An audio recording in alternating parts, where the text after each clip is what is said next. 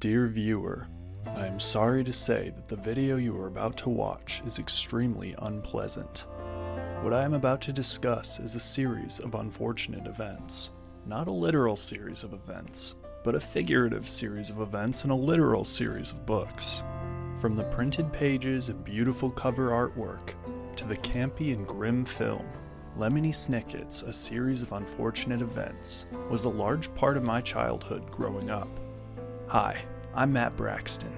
Join me as I take a look back at the biography of author Daniel Handler, the artwork and design of the series, the book series itself, the 2004 film and video games, the Netflix adaptation, and series merchandise. So, now that all the people who live in a world of sunshine and lollipops blind to the true putridness that exists in the world have exited, here's my look back at a series of unfortunate events.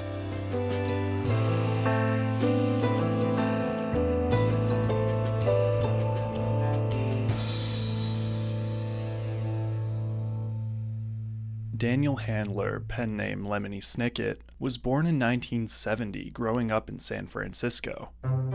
Handler's father, Louis, was an accountant that fled Germany in 1939. Handler's mother, Sandra, was an opera singer. Daniel Handler sang opera as well, part of the San Francisco Boys Chorus in the 80s.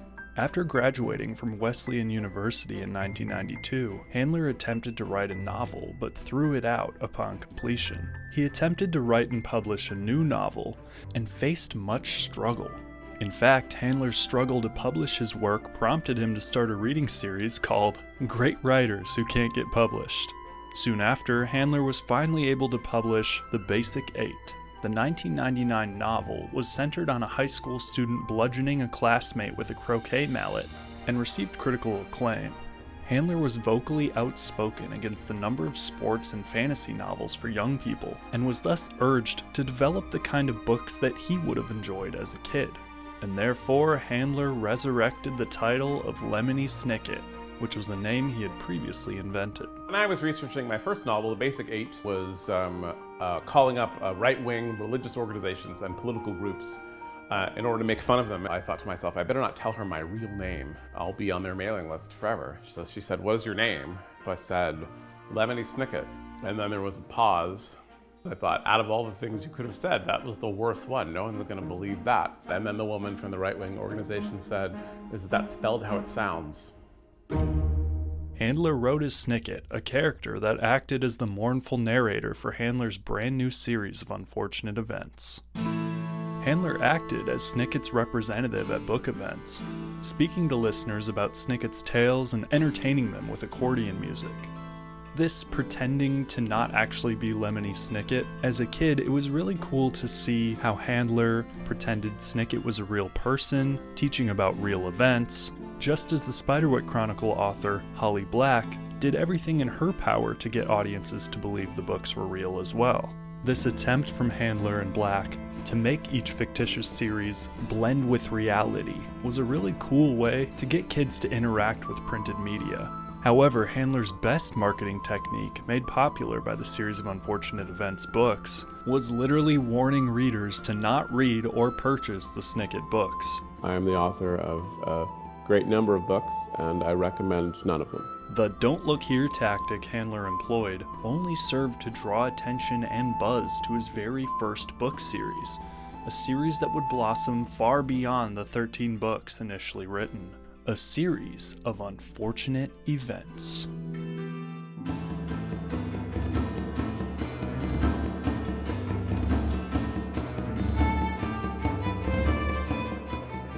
The series of unfortunate events will likely remain iconic due in part to one major thing: the artwork and design.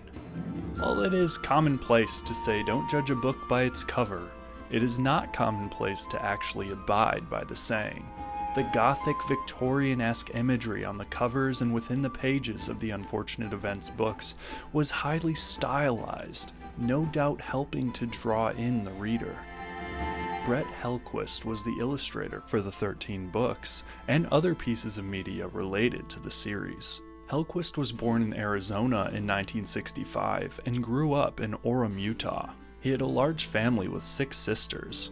Hellquist's love of art and desire to become an illustrator developed while reading comic strips as a kid. I personally wanted to become a writer or illustrator when I was little because of the exact same thing, so I thought that fact was pretty neat. In 1993, Hellquist earned a bachelor's degree in fine arts from Brigham Young University and has resided in New York City since. After college, he worked as a graphic designer and used spare time to draw for magazines and newspapers. Hellquist finally signed on to illustrate the first 2 books in the series of unfortunate events and never suspected their success. He was quoted as saying, "I was just happy to be doing a book, but once they were published and hit the shelves, I could tell right away that they were getting attention. After trying for so long and not being able to land a book deal, suddenly books were just coming at me, and I was turning down more than I was taking for a little while. I had no idea of how popular it was going to become. That came years later. It was until toward the end of the series that any of us realized what we had." Hellquist's Unfortunate Events artwork often featured strange and unique angles and imagery, as well as characters with sharp and exaggerated features, especially the villains. The design of the cover seemed to display the art in a frame, or better, a window, allowing audiences a quick glimpse into the treacherous world we were about to experience. There were many unused works from Hellquist that were intended for the series of Unfortunate Events books, eventually donated and displayed years later at the very college Hellquist graduated from. While there were reprints of the books featuring alternate artwork, the original North American releases feature the artwork and design that I favor most and most closely associate with the series, and it was obvious from the start that the series of Unfortunate Events itself became popular due to its witty writing and darker tones inside the pages, but also due to the beautifully rendered artwork and design.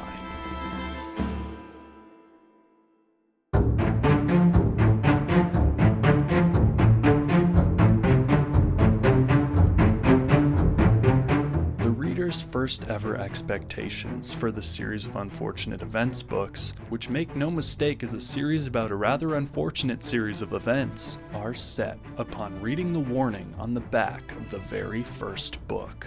Dear reader, I'm sorry to say that the book you are holding in your hands is extremely unpleasant. It tells an unhappy tale about 3 very unlucky children. Even though they are charming and clever, the Baudelaire siblings lead lives filled with misery and woe. From the very first page of this book, when the children are at the beach and receive terrible news, continuing on through the entire story, disaster lurks at their heels. One might say that they are magnets for misfortune. In this short book alone, the 3 youngsters encounter a greedy and repulsive villain, itchy clothing, a disastrous fire, a plot to steal their fortune, and cold porridge for breakfast. It is my sad duty to write down these unpleasant tales, but there is nothing stopping you from putting this book down at once and reading something happy, if you prefer that sort of thing.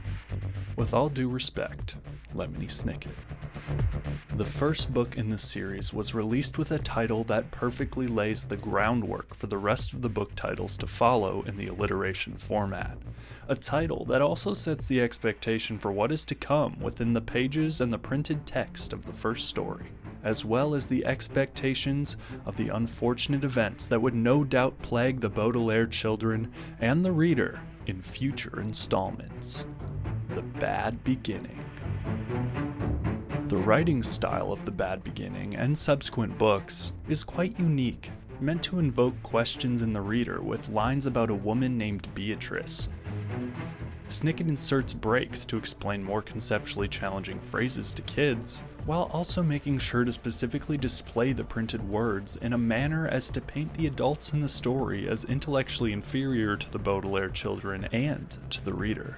This is because author Daniel Handler often felt that children picked up on more than adults, and are much more brilliant than many adults give them credit for.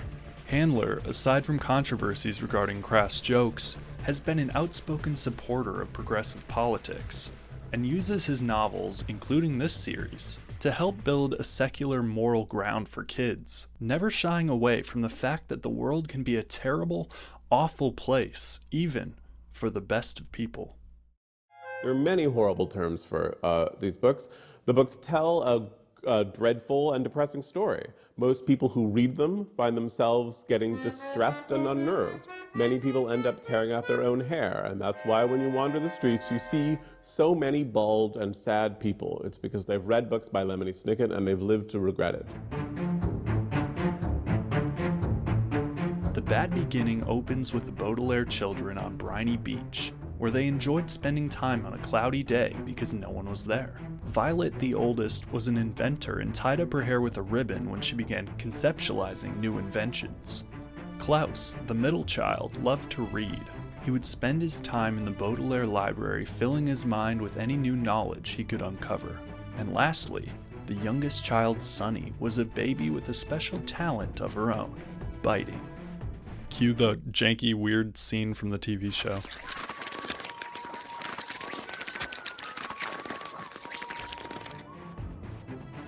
It is at Briny Beach that they are alerted of their parents' deaths due to a large fire that destroyed their entire home, and thus the Baudelaire children become the Baudelaire orphans. Mr. Poe, the banker in charge of the Baudelaire estate, takes the children to their literal closest living relative rather than their figurative closest living relative. Does he really think that's what closest living relative means? Which the children would soon come to regret. They meet Justice Strauss, who seems like she could be the perfect mother. Casting Joan Cusack in her role for the Netflix series is honestly one of the best casting choices ever made, especially after her wonderful performance in a similar role in the popular show Shameless. Oh.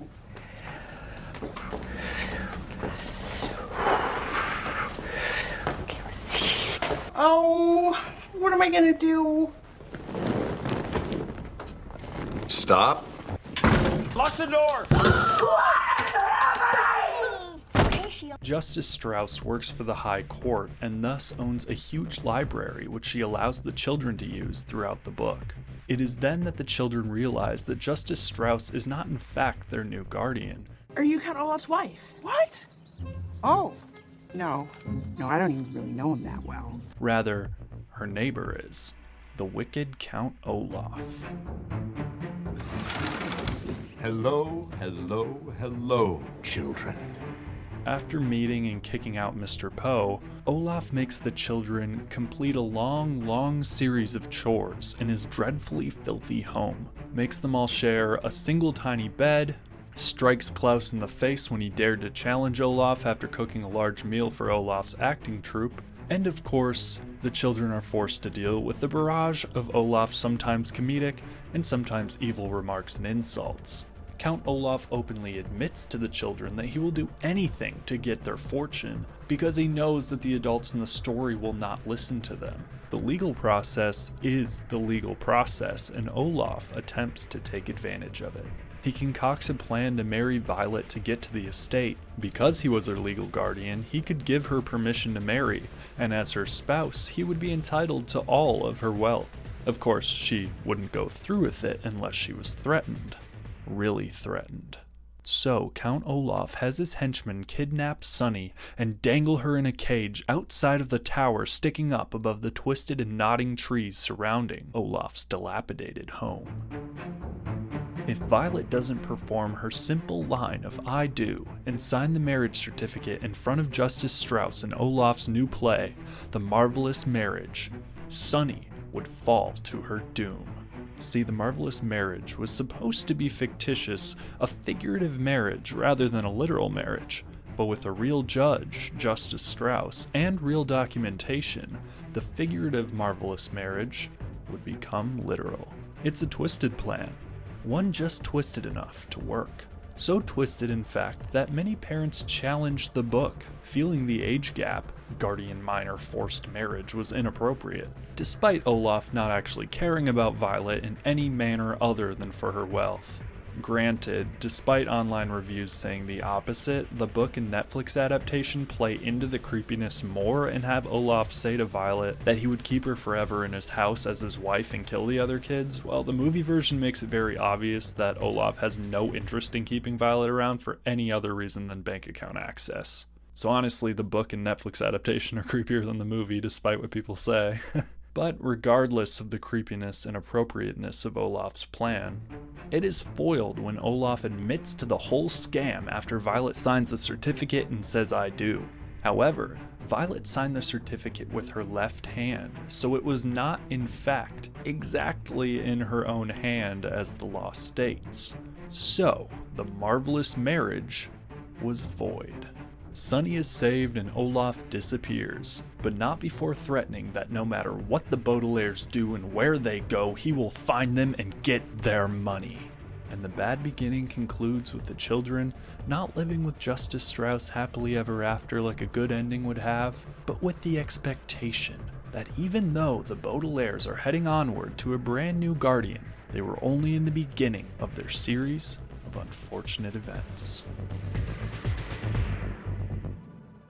This book was just as iconic as it was when I read it for the first time over a decade ago. They still hold up well and are a great way to teach kids that the world isn't as peachy as people make it out to be sometimes. Sometimes messed up things happen, really messed up, and you gotta keep on going. After book 1, the premise of each book becomes quite similar, a fact that pulled in several negative critic reviews. The children bounce from guardian to guardian, attempting to survive each new dastardly plan from Count Olaf, while discovering new clues about their parents' past, a past that might be the reason their house was burned to the ground.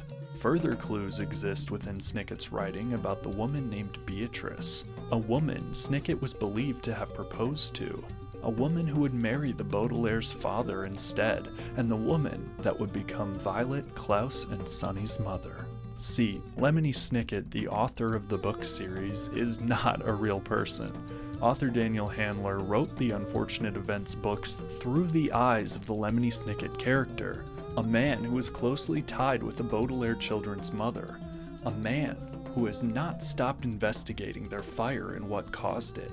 But the questions brought by the clues always remain open, because some things just don't have a rhyme or reason or answer. Some things, especially the bad, just happen, and it's the perseverance in the face of it and recovery after that truly matters. As mentioned, the series of Unfortunate Events books received both positive and negative reception from fans and critics alike. The books were negatively viewed by many adults due to the strange, violent, and heartless nature of some of the characters and storylines, and by critics for the repetitive plot structure. Positive reception, however, overwhelmingly overpowered the negative. The series has sold over 65 million copies in over 40 different languages. In fact, the original 4 books alone sold a combined 125,000 copies within the first year. The series has also received many literary awards. The Bad Beginning won the Colorado Children's Book Award, the Nevada Young Readers Award, the Neen Award, and was a finalist for the BookSense Book of the Year Award.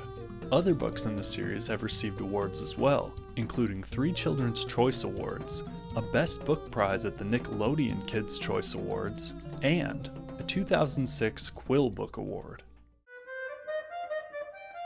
My family is ashamed of me. The intense popularity and positive reception for the series among librarians, teachers, and especially with young readers allowed the series of Unfortunate Events to be adapted in multiple different forms of media, such as the 2004 film and video games based off of the film. Several books set in the same universe of the series of Unfortunate Events books have also been released, such as Lemony Snicket, the unauthorized autobiography, the Beatrice Letters, and the noir-styled prequel series All the Wrong Questions, about Snicket's childhood.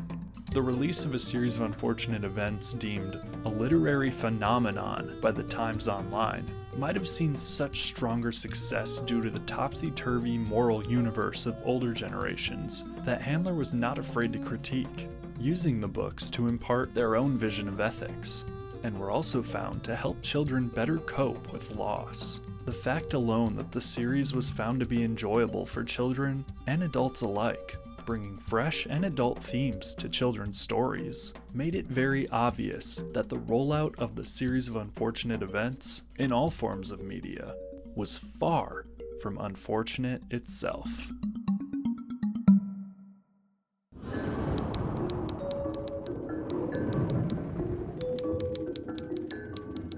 This is the story of the three Baudelaire children. Violet loved to invent. Her brother Klaus loved to read. And their little sister Sunny, she loved to bite. My name is Lemony Snicket, and it is my duty to tell you their tale.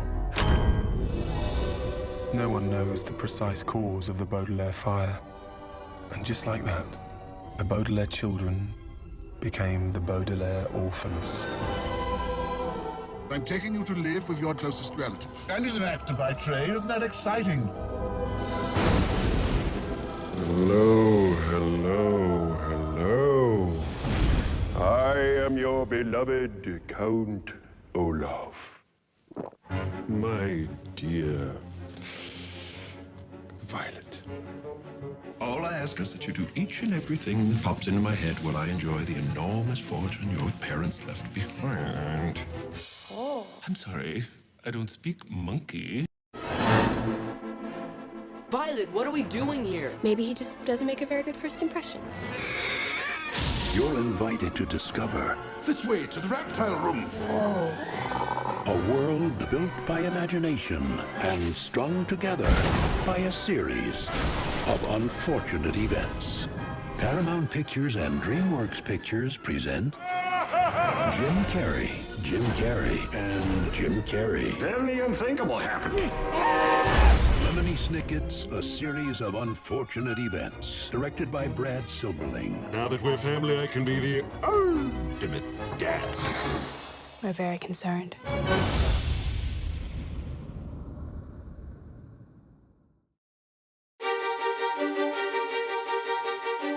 Within a year of The Bad Beginnings release, Nickelodeon purchased the rights to make a film adaptation of the series. Originally, Barry Sonnenfeld signed on to direct, but left the production before principal photography due to budget concerns, and was replaced by Brad Silberling. Further, Daniel Handler, Lemony Snicket himself, was hired to write the screenplay, however it was later rewritten. Principal photography for the film began in November 2003, shot entirely on sound stages and Paramount backlots. Marketing for the film reportedly focused on getting fans of the book series into theaters by building anticipation rather than courting general audiences. This is likely due to corporate pressure for financial success against the $140 million budget, as additional mass market advertising would have further ballooned the budget. Further, the film was believed to be too dark, according to studio heads and test audiences, and was re-edited shortly before release. Lemony Snicket's A Series of Unfortunate Events was released in theaters in December 2004, headlining Jim Carrey as Count Olaf and Meryl Streep as Aunt Josephine. The film also featured well-known names like Catherine O'Hara, Billy Connolly, and Jennifer Coolidge.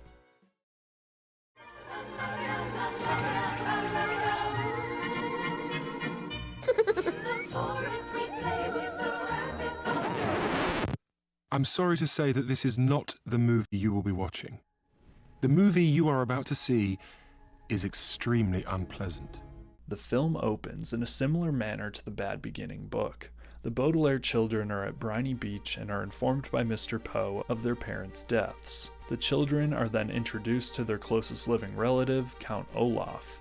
I don't think that's what closest is supposed to mean. They spend quite a bit of time in Count Olaf's house doing miscellaneous chores, cooking, cleaning, and being abused, while Olaf bores his theater troupe to sleep. Who shall play the most handsome count in all the world? Would you do it, sir? Oh, all right. This is a little piece I like to call Electric Chair.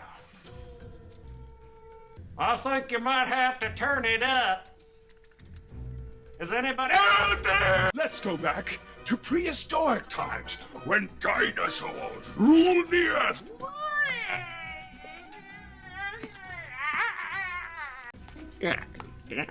After Count Olaf attempts to literally kill the Baudelaires with a train, a scene that never happened in the books but I actually quite enjoyed.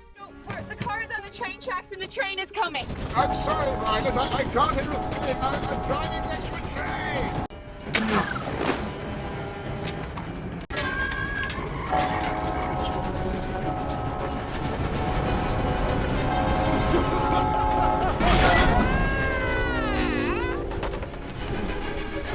Olaf is informed that the children's deaths will not grant him their fortune. They must be alive and well. The film uses this train setup to allow Mr. Poe to take the children away from Count Olaf. I'm sorry, Count Olaf. Allowing a child of Sonny's age to drive a car is simply not good parenting. He tried to kill us. Let us not exaggerate, Klaus. The vehicle was not even in gear. See, because the wedding scene at the end of the Bad Beginning book was likely seen as one of the most iconic, the filmmakers chose to split the Bad Beginning plot in two and put the plots of the reptile room and the wide window in between. Therefore, after the train incident and Mr. Poe taking the children, the Baudelaires arrive at their Uncle Monty's house. Count Olaf soon arrives playing a character named Stefano, who Jim Carrey does a very good job with. Well, perhaps you should reevaluate your hypothesis. Anyway, that's why you should never run with one of these, kids. Words of wisdom indeed, Mr. Stefano. Oops, you caught me being a mentor. Oh, Stefano, you have a wonderful gift for storytelling. I was wondering if you wouldn't mind milking Petunia for me. Petunia? Well, the milking, now see, what I was, could I just, yeah, sure, I'll take a shot at that. Now, they used to call me Old MacDonald up at the milking lab there because I'd milk these things all day long. But the little udders are hard to locate. Well, anyway, why don't you, take that and, go ahead and start the party without me, and I'm not sure I brought my milking gear. I'll take a gander.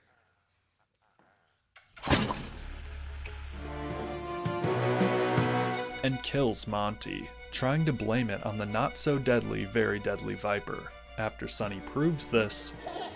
Damn it. This was such a good character. The kids are then delivered to another relative, Aunt Josephine. Josephine is chronically afraid of everything. I never turn on the radiator. I'm frightened that it might explode. I must ask you not to use any of the doorknobs in the house. Well, I'm always afraid that the doorknobs will shatter into a million tiny pieces and one of them will hit my eye. Oh, napkins are here. Come away from the fridge. If it falls, it'll crush you flat. Count Olaf follows them and plays a new character who Josephine has a crush on. Well, you can certainly turn a phrase. I loved Meryl Streep and Carrie together. They just hammed it up so well. You warned me about where? Right in front of you. Where's he at? Behind Captain. Oh. So. I'll show him a thing or two. I'll give him the old wax on, wax off me, son. Captain Sham is Count Olaf. Josephine ends up hiding in Curdled Cave and leaves a clue behind for the kids to find her. Then a hurricane hits and destroys the house, but not before everything Josephine was afraid of comes true. Come away from the fridge. If it falls, it could crush you flat.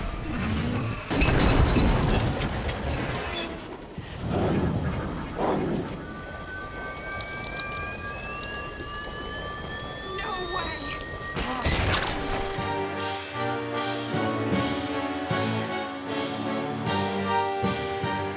After they find Josephine, it is revealed that Josephine ate a banana right before they left and is eaten by leeches, while Count Olaf arrives to save the kids. While this is also a problem with the book, the banana thing has always bothered me because it makes no sense, because her husband died to the leeches and she already knows the length of time that attracts them. I told him IQ must wait 1 hour before going into the water, but he only waited 45 minutes. I get the adult characters are played up to be stupid, but this is exceptionally stupid. I suppose I don't have to kill you. No. On the other hand, with that little stunt of yours at the window, you hadn't been a very trustworthy person. I haven't. What? Yeah, you said hadn't. That's bad grammar. Thank you. And Josephine! You can't do it! And Josephine! Don't! Regardless, Olaf is entrusted with the kids once again, and the second part of the Bad Beginning plot begins. Olaf traps Sunny in a cage, dangling her from the tower just like the books. Unlike the books, while Violet is on stage, Klaus attempts to save Sunny. And instead of signing with her left hand to get out of the marriage like the books, Violet is instructed to sign with her right hand, so instead of legal talk, Klaus burns up the marriage certificate with the very eye-shaped glass that burned up their home, revealing, unlike the books which simply hint at this, that the Baudelaires' whole lives were upturned by Count Olaf, because he was the one to burn down their house. Olaf is then sentenced to have every bad thing that happened to the kids happen to them, but he is too dumb to save himself from it. Olaf then escapes, as the children discover that their parents are still alive, leaving room open for a potential sequel. The film came out grossing roughly $209 million worldwide. While this was a small success faced with the film's massive budget, the film received mixed reviews, with some audiences and critics enjoying the creepy, campy performance from Carrie and the others, while others stated the film took too many liberties, far too different from the book series, and had tonal issues. Personally, while the wedding in The Bad Beginning took place in the film after the events of books 2 and 3, I did not feel as though the film was as different from the books as people claimed, especially when it came out during a time where books were typically completely different in their on-screen adaptation. I also thought the dark humor tone matched the book series pretty well and worked well for a movie about children trying to survive a disturbed man after their fortune. The film received Academy Award nominations for Best Art Direction, Best Original Score, Best Costume Design, and won an Academy Award for Best Makeup. Initially, Lemony Snicket's A Series of Unfortunate Events was deemed a success and was greenlit for a sequel. However, due to corporate shifts at Paramount and the child actors' ages increasing before the film could be successfully conceptualized, the project stalled and was forgotten to time.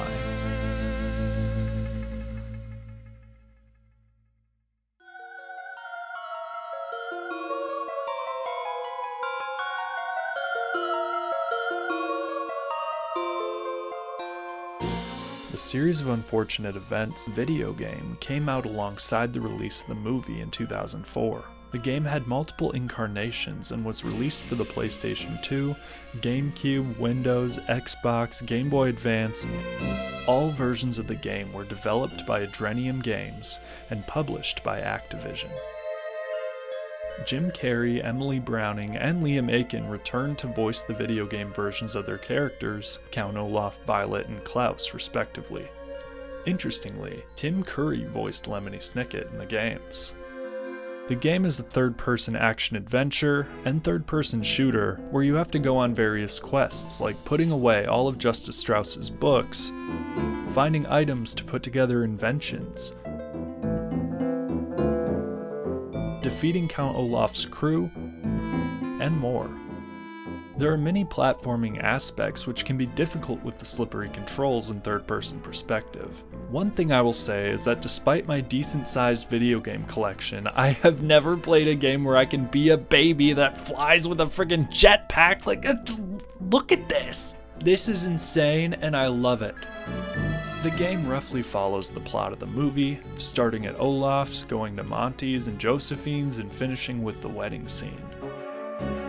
I thought the design of Monty's section was very beautiful.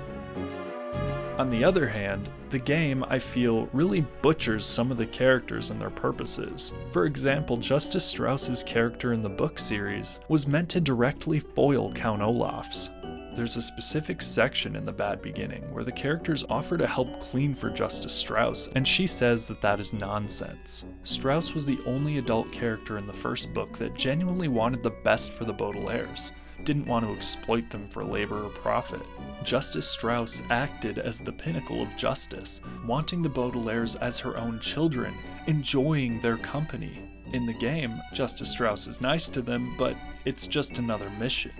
In fact, she makes you help her clean, which is exactly the opposite of the book. While yes, I am making a mountain out of a small portion of the game, I feel for a game to be truly great, it has to have good character writing, and the game completely ignores the more complex character writing of the series it's trying to adapt in favor of simple missions. However, there were other positive aspects to the game, like how, after climbing Count Olaf's tower to save Sunny, the player must defeat Olaf. This is done just like the movie by burning the marriage certificate. However, the game expands on this. The performance continues as the player slowly whittles away at their certificate, which acts as Olaf's big boss battle health bar. When the certificate is completely destroyed, Olaf loses and the game concludes. Lemony Snicket's A Series of Unfortunate Events, the movie The Game, was not even close to one of the best games I've played, but I liked the spooky graphical style and how it fit the look of the film, had unique gameplay aspects like the baby, and was overall pretty enjoyable. In the modern era, we have grown used to the same game being playable on both a handheld device and home console connected to a TV.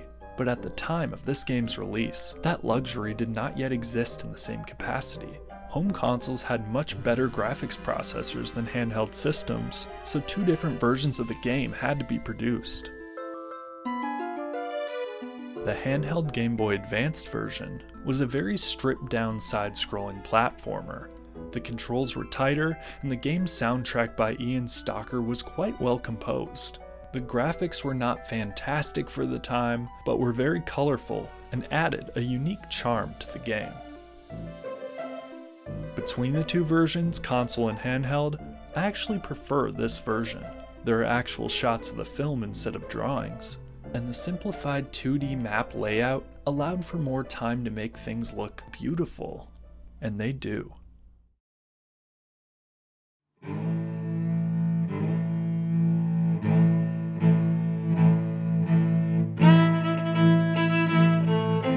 After repeatedly criticizing the film adaptation of his popular book series, handler Lemony Snicket himself went on to become an executive producer for a brand new Netflix adaptation of the series. The Netflix adaptation was most prominently directed by Barry Sonnenfeld, the same Barry Sonnenfeld that was originally supposed to direct the film adaptation over a decade earlier.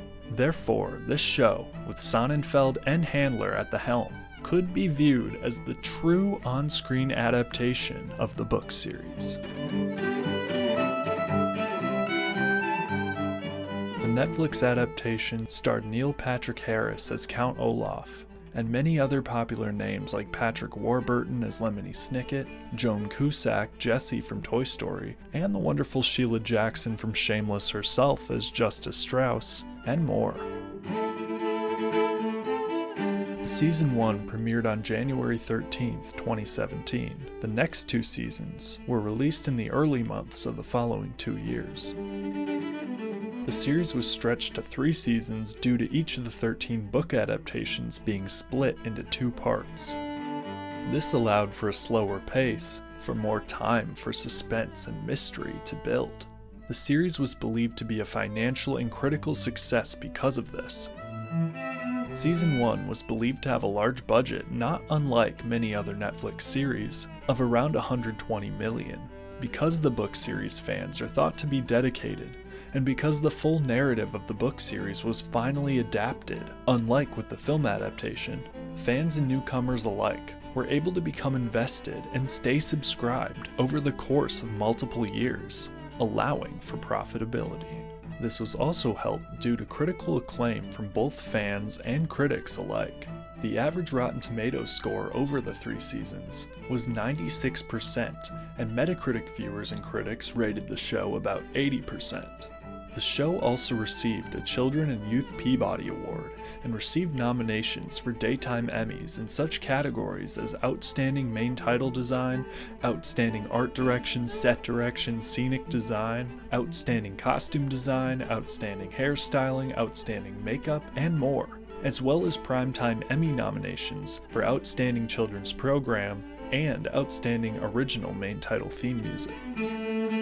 Netflix's adaptation of the beloved series was praised for its comedic but dark tone. costumes, special effects and set design, and more. Now, many people cite this series as far more visually appealing than the film, but I have to disagree. In fact, the storybook play-like look originated with the film, and whether it has to do with being shot on actual film versus digital, more of the film's budget being dedicated to dynamic lighting, or something else, I feel the film looks far, far better, though they each have their own special charm. For instance, I love how the Lemony Snicket character appears alongside the unfortunate events, rather than narrate in the background. And of course, it is nice to finally see the full series of books adapted as intended, rather than shoehorned into an hour-and-a-half long film. While I still personally prefer Jim Carrey's Count Olaf performance, and the general look and tone of the film, there is still much love and praise to be handed to the actors, designers, and everyone else involved with the Netflix series.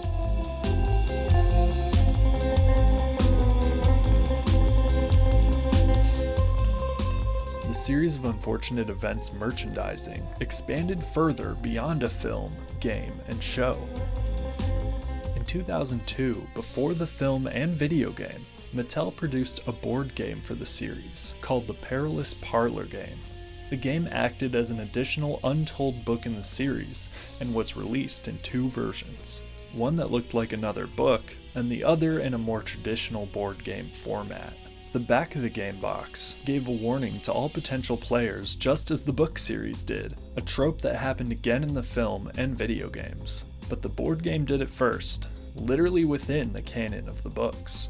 The back of the box reads as follows: Dear gaming enthusiast, if you wish to play a game where the hero always wins, the villain is forever defeated, and innocent children are brought to warmth and safety, then I encourage you to put this box down immediately and look for something involving lollipops, ponies, or educational flashcards.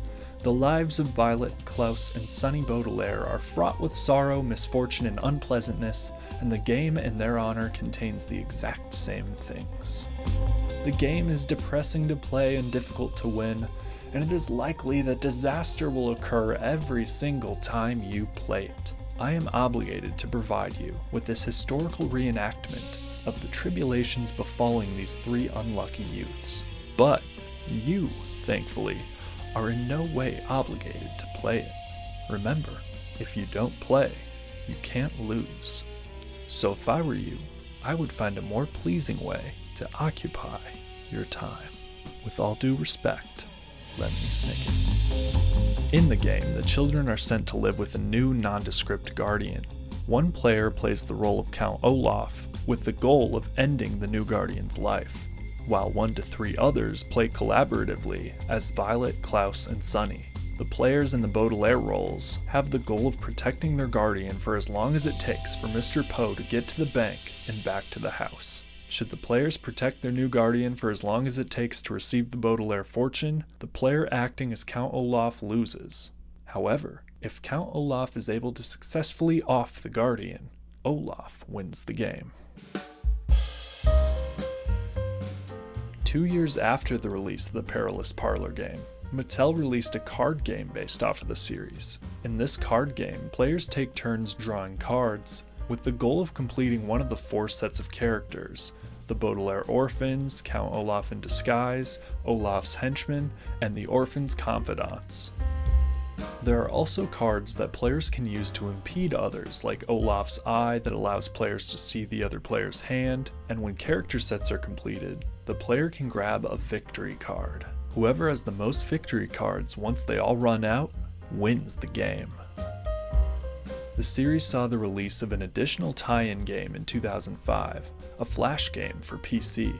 Published by Oberon Media, A Series of Unfortunate Events is a puzzle game where objects must be matched to their locations based on clues. While the game incorporates elements from the book series, including the classic artwork, its gameplay is primarily puzzle-based and has little to do with the actual events of the series or expanding on them. Several calendars were produced for the series, featuring beautiful works from the book series illustrator Brett Hellquist.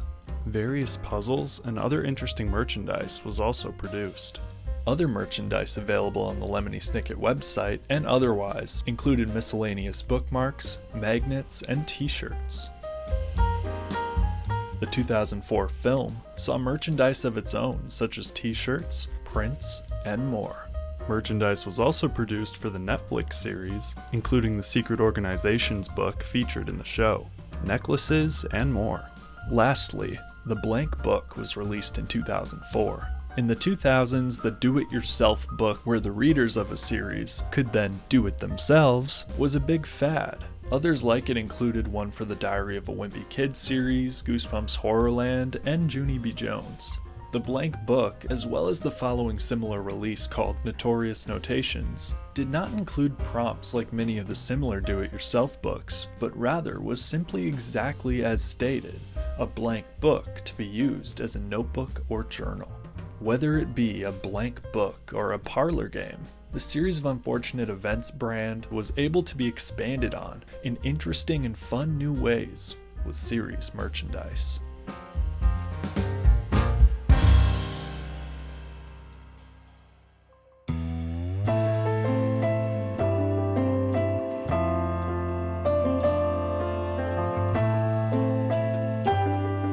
Series merchandise, video games, a television show, and a feature film all spawned from a book series from the mind of one man, Daniel Handler, Lemony Snicket.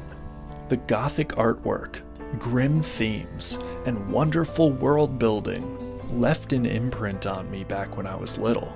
And while the actual figurative events that happened in the story are literally disheartening, I am happy to now be able to share this series with you. A series of unfortunate events.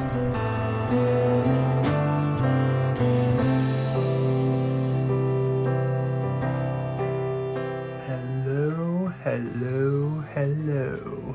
Matt Braxton here. I just wanted to say thank you very much for watching my look back at a series of unfortunate events. I had a great time trying to build this set and everything, and I'm just hoping that you guys enjoy the book series, TV show, movie, and everything as much as I do. And hey, I hope you enjoyed this video. If you did, please consider throwing me a like, subscribe, all that good stuff. And if you would like to support my work further, consider throwing a couple bucks my way, become a channel member. I try to post on there as much as I can. In fact, I'm gonna do a series of unfortunate events review series, similar to my Goosebumps book club series, for members, so feel free to join. I will also list you, along with all of our other lovely sponsors at the end, like so. Thank you very much for your direct support.